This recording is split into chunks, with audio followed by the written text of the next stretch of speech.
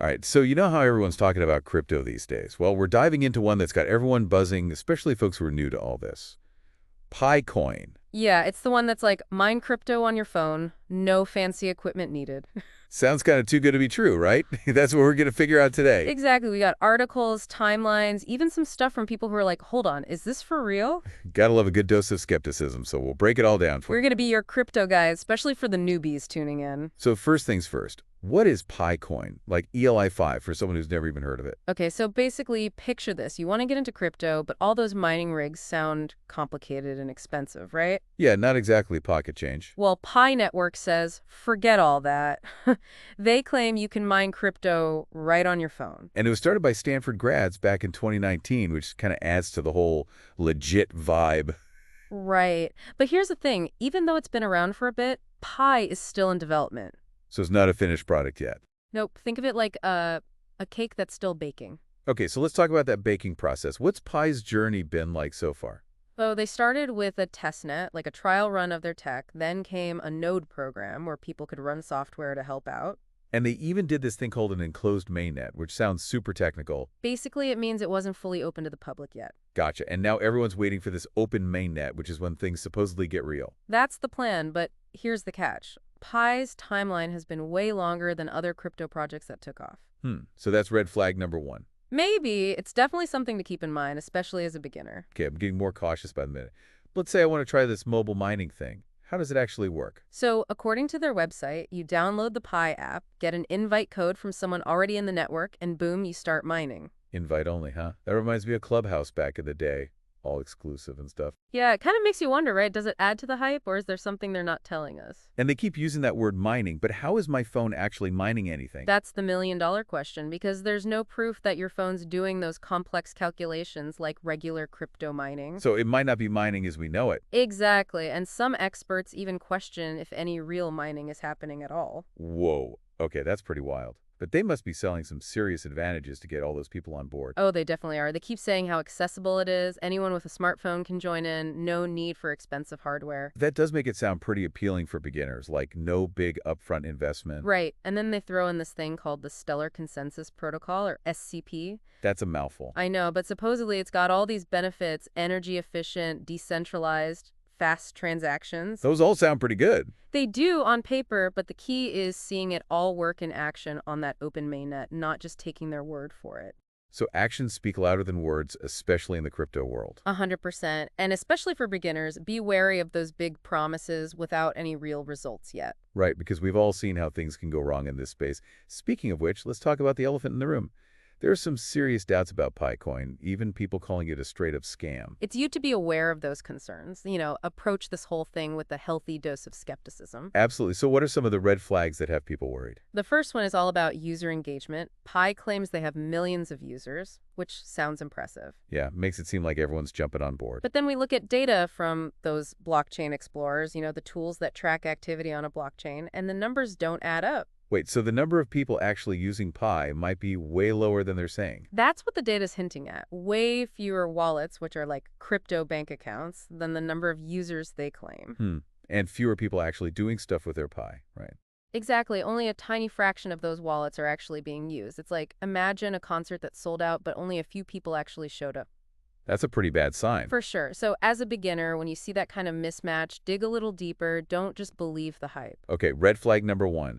User engagement might be inflated. What else should we be looking out for? Another big one is how slow things are moving and this whole centralization issue. Pi's been in development for like 6 years now. Still no fully functional open mainnet. That's a long time in the crypto world. Things move fast, right? Super fast, and it makes you wonder if they can actually deliver on their promises. And they're claiming to be decentralized, but they're the ones controlling all the mainnet nodes. Yeah, those are basically the computers that run the Pi network, and right now it's all in their hands, which seems a bit contradictory. So it's like they're saying one thing but doing another. Kind of, and it makes you question whether they'll actually give up that control even if the open mainnet does launch. All right, so we've got slow development and questionable decentralization. What's next on the list of concerns? This one's all about inflation, which can make or break any cryptocurrency. Pi network's seen crazy fast inflation, meaning there are more and more Pi coins out there. More coins in circulation, but does that mean each coin is worth less? Exactly. Imagine you baked a pie and cut it into 10 slices. Each slice has a certain value, right? Now you double the number of slices, but the pie stays the same size. So each slice is worth less now. Boom, that's inflation in a nutshell. If pie doesn't have a way to control this, its value could tank, even if it becomes super popular. Okay, so inflation is red flag number 3. What else should we be wary of? This one hits close to home for a lot of people. Privacy and data security. To get in on Pi Network, you got to go through this KYC thing, know your customer. KYC, yeah, I've heard of that. You got to hand over a bunch of personal info, right? Yep, like your ID, even a selfie video, which seems like a lot just to mine some Pi on your phone. Yeah, kind of makes you think twice. And here's where it gets even trickier. All that data goes to these regional validators. Who are those? They're basically the folks checking transactions on the network, but you don't really know who they are or how they're handling your data. So my personal info is floating around out there with these mystery validators. Exactly. It's not how most crypto projects work, and it raises some big red flags about privacy and security. Red flag number 4, sharing a lot of personal data with who knows who. Anything else to add to the list of concerns? One more thing. Their money-making strategy. Pi Network has ads in the app. Ads. For a crypto project, that's kind of unusual. It is. They say it's to cover costs, but they also claim their tech is super energy efficient, so why the need for ads? Maybe they're just trying to make some money even if the project isn't actually valuable yet. It makes you think, right? Are they really looking out for the users or just their own bottom line? So their revenue model is a bit suspect. That's red flag number 5. Whoa, we've uncovered a lot here, some potential benefits, but also some pretty big concerns.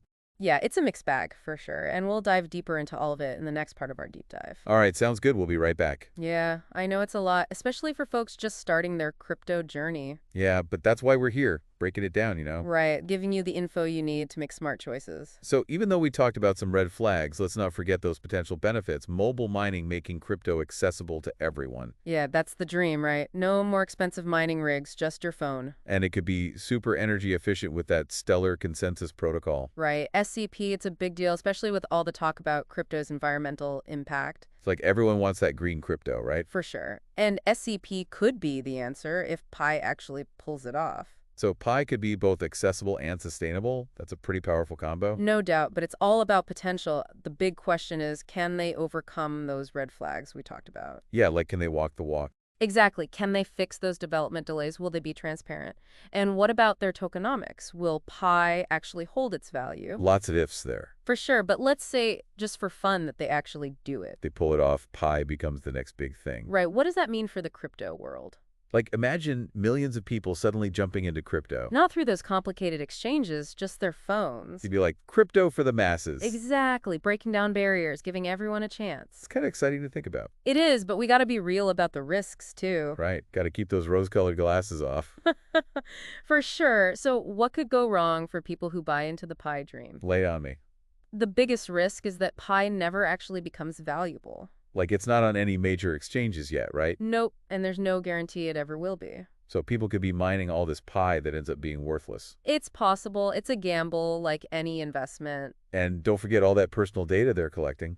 Right, there's a chance of privacy breaches, misuse of that info. Okay, so definitely some risks involved. But what about this whole ecosystem thing they're talking about? Yeah, they're encouraging developers to build stuff that uses Pi, like apps and services. So it's more than just a currency. They're trying to build a whole world around it. Exactly. Like imagine the early days of the internet. Before we had cat videos and memes. Exactly. Back then it was mostly academics and tech folks. Then people started creating websites and businesses. And boom, the internet exploded, right? Pi's trying to do the same thing, but it's early days. They're laying the groundwork, but will they build something truly valuable? That's the big question. So we have to wait and see. Actions speak louder than words, right? Words, right? Especially in crypto. And for beginners, remember, this world is constantly changing. Like what's hot today might be gone tomorrow. Oh, exactly. It's a wild ride, but also super exciting.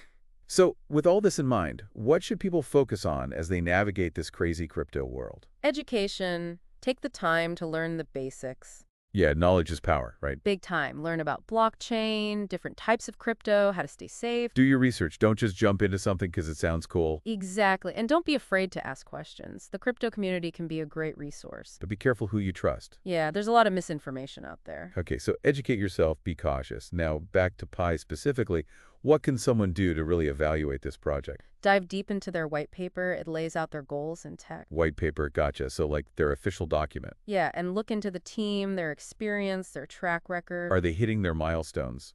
Being transparent. That's what you want to see. And don't just rely on their website or social media. Right, got to look for independent reviews, get a balanced view. Exactly. Do your due diligence, form your own opinion. Good advice. Any final thoughts for our listeners who are just starting their crypto journey? Remember, this is a high-risk, high-reward world. Be patient, be careful. And never invest more than you can afford to lose. Golden rule right there, whether it's Pi or any other crypto. So we've really gone deep on Picoin, haven't we? From the shiny promises to the tech stuff, even those red flags. It's been quite the journey. Yeah, it's definitely a lot to unpack, especially for someone just starting out with crypto. Totally. So let's bring it all home for our newbie listeners. What are the BIG takeaways they should remember? Well, the core idea of crypto is empowering people, right? Giving them control over their finances. Like taking power back from the big banks and stuff. Exactly. It's about participating in a system that's decentralized, more transparent. But it also seems really complex. True. And that's why education is so important. If you're new to this, take some time to learn the basics. Like, what even is a blockchain? Exactly. And what are the different types of crypto? How do transactions work? There are so many resources out there. Yeah, it's kind of like learning a new language. Got to know the vocabulary. Exactly. It takes time and effort. You won't become an expert overnight. But even knowing a little bit can help you make better decisions. Right. Speaking of decisions, we talked about those red flags with Picoin.